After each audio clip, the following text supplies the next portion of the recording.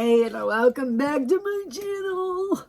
I just recorded a whole video about what I'm gonna talk about today, and my phone didn't save it. So now I get to redo it. Let's use some adaptive real quick so I can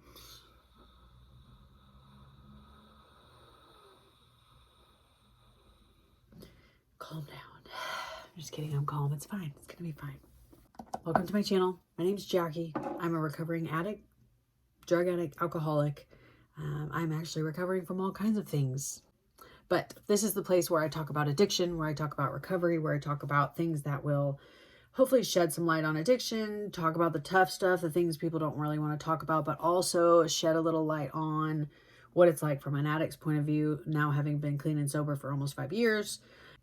But another major reason why I want to do this channel and the things I want to talk about and have it be tailored to is to family members of addicts who are having a hard time understanding, who don't know how to best support their loved one, how they don't know how to take care of themselves, all of that. So I talk about a little bit of everything here, and I come up with some topics, and then I give you a little insight, and then we go from there. So today I'm talking about the whole sticky situation of mending relationships after someone has gotten clean and is clean for a little bit and then wants to kind of rekindle or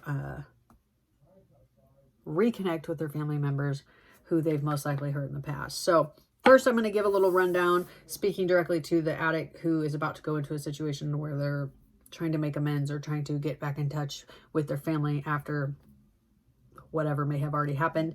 And then after I go through this list of things, then I'm going to go through a list of things, for the family members of an addict, both looking at the same situation of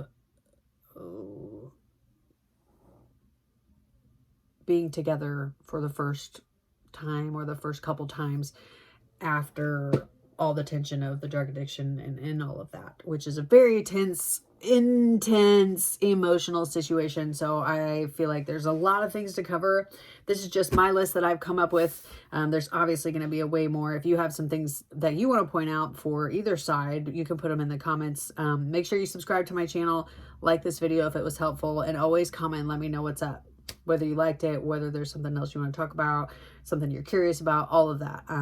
I would love to hear from you guys. So first, I just wrote some bullet points. I wrote a couple things down. My first and most important, I think, for the addict, this is the part where I'm talking to the addict, is don't set any certain expectations for the outcome of this meeting. Whether it's a meeting, whether it's a holiday, whether it's just a one-on-one lunch or whatever it may be, but it's that really tense, awkward situation where you both sides really want to address it, but it's painful, it's excruciating, it's emotional, it's tense, it's kind of unknown, it's kind of like walking on eggshells, it's kind of whatever it may be. So don't set yourself any expectations so that you're not disappointed in what the outcome is. There's a lot of things that go into a first meeting, or I'm just looking for the word I'm trying to say and it's not coming to me. A reunion, maybe?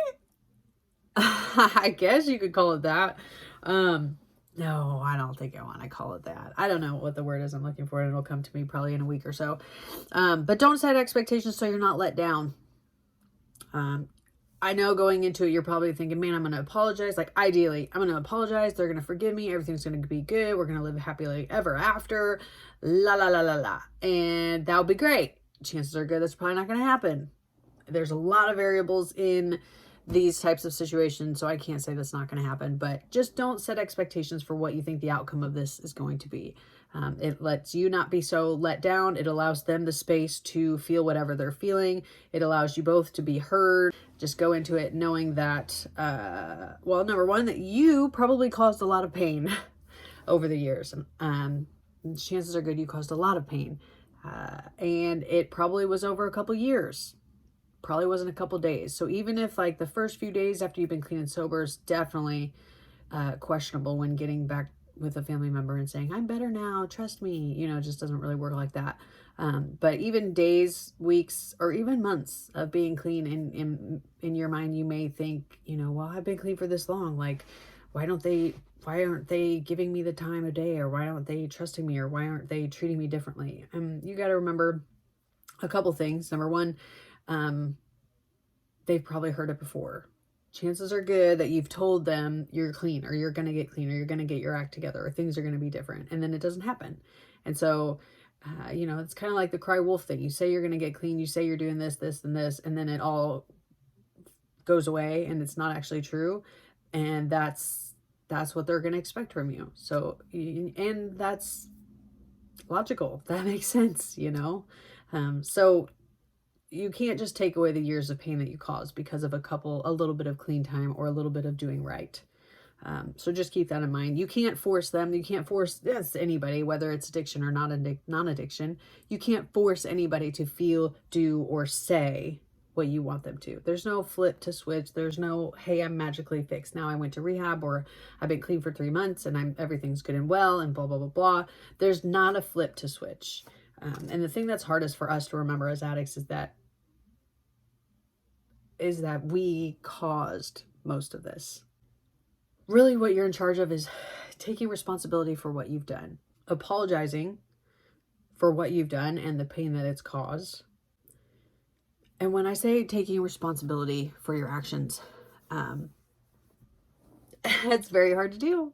It's very hard for an addict to take responsibility for their actions. If you're going through a program, if you're doing some step work, if you're really working on yourself, it's not going to be as hard. But if you're kind of just white knuckling the whole recovery thing and being clean and doing a different lifestyle, taking responsibility is going to be hard.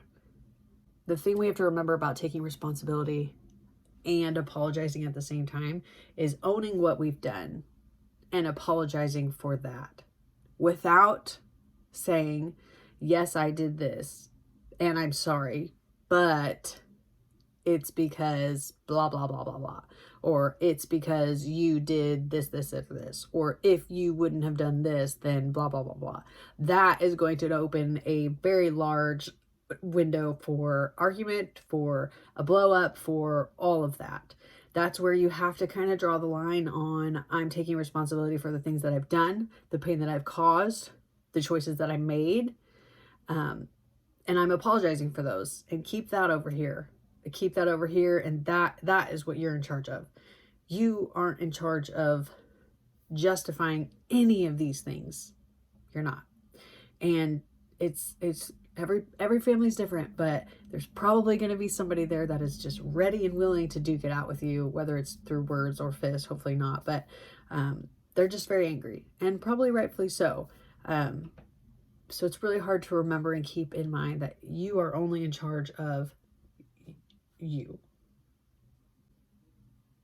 And just thinking about this situation really throws heat into my atmosphere because I know the tension of it and I know how difficult it is.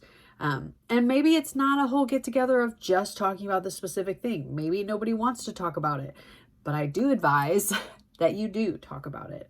I wouldn't say just, get together, pretend like nothing happened. I'm a big advocate for just talking things through. Obviously I have a YouTube channel about talking about addiction and all the things that it covers. I always say talk about it, communicate. That's the best way you can get things done. That's the best way to understand where somebody else is coming from. It's the best way to feel like you're being heard. So I will always say, have these conversations, have the hard conversations, because they need to be had. If you bottle it up, or if you pretend like it never happened and just go on life, it's going to come up later, and it's going to come up in an ineffective and very negative way. So I say, go for it now. Rip the Band-Aid off. Do what needs to be done. Have the conversations. Obviously, if your people are ready for it. Obviously, if you're ready for it. If you're only ready to say, I know I caused a lot of shit and I'm sorry, then say that. It's going to go a lot further than just hopping back into life and pretending like nothing ever happened. This whole situation is very humbling, but it's very, very important in in recovery and getting better and feeling better and in rekindling things with your family, whether you keep those relationships, whether you hang out all the time or not. I just think it's important to have these conversations and do this with your family. I mean, and maybe they're not blood family. Maybe they're just your friends that have stuck by you forever. And that's your family. Then that's okay too. Just the people that mean something to you. You have to have conversations with them if you want to go on living well, and living lightly without things weighing you down, hands down. I already touched on this, but keep in mind that they've probably heard that they've heard that you're going to get sober before and it's never worked. So keep that in mind. You have to give them their space to feel what they're going to feel. You just have to. That's the way it goes with any kind of communication. And chances are good that they're not going to feel how you want them to feel. They're not going to do or say what you would love for them to do or say. And that goes back to not having any expectations. So keep that in mind too.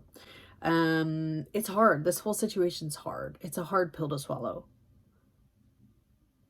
That probably wasn't the best reference, but the smaller steps we can take to mending things or making things better or making things right or bridging the gap, the better it is. And maybe getting back with their family members in small doses is better, like small time frames. Dang, I am really killing it on these metaphors today. But small time frames, just a little bit here and there, maybe a lunch, maybe a this, maybe a that, and maybe you don't spill everything out on the table right away. And remember, you as an addict and you as a person has the right to say, this isn't healthy for me anymore. Like if the situation blows up, like this isn't healthy for me anymore, I'm going to walk away. To be able to acknowledge without blowing up, without yelling and getting in a yelling, screaming match. And keeping your peace in a situation like that and knowing that you are going to hold yourself together because that's what you're in charge of. That's what you have control over. And if you need to take a break and take some space, then do it. And there's always going to be different types of family members.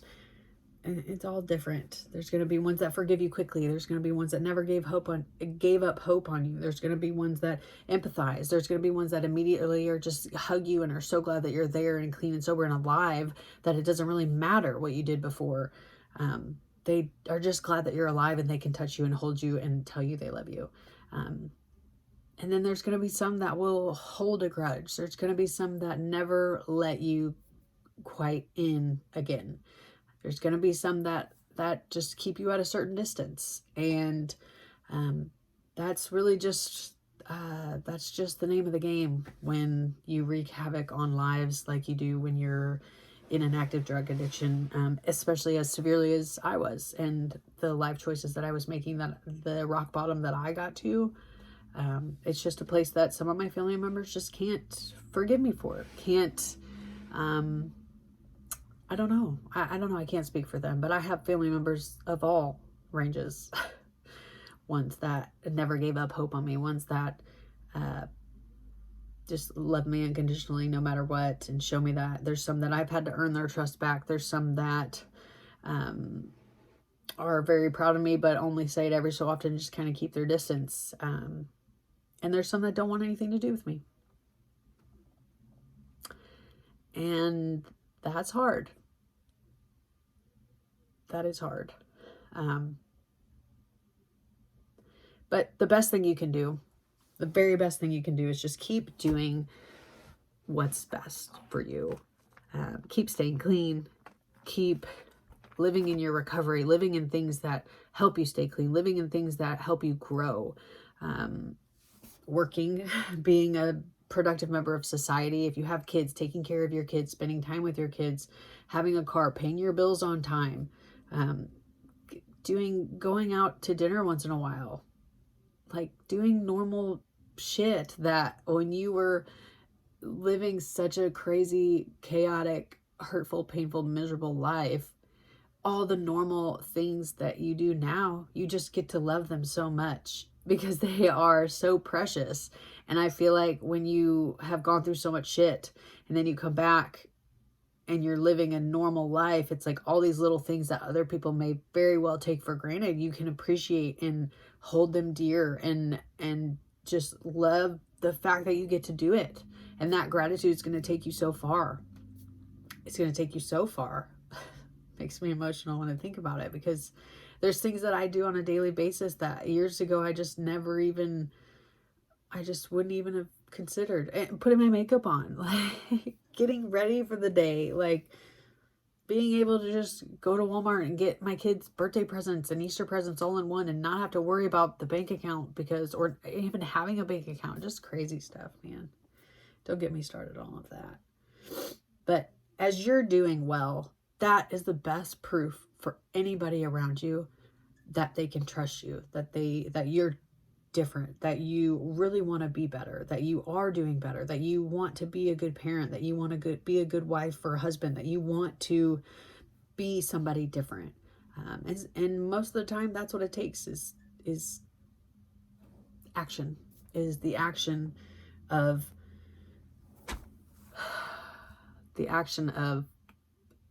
doing better for others to believe it. So it takes time. It takes time, but it can be done. It happens. It's worth the uncomfortable feelings of facing even more of your past with the people that you love. It's worth it. It can be scary, but it's worth it.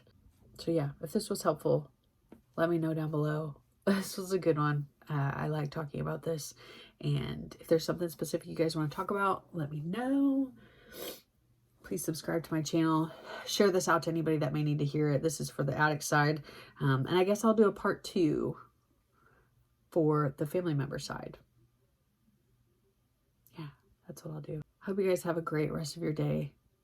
Be safe out there and go make a difference somewhere, somehow.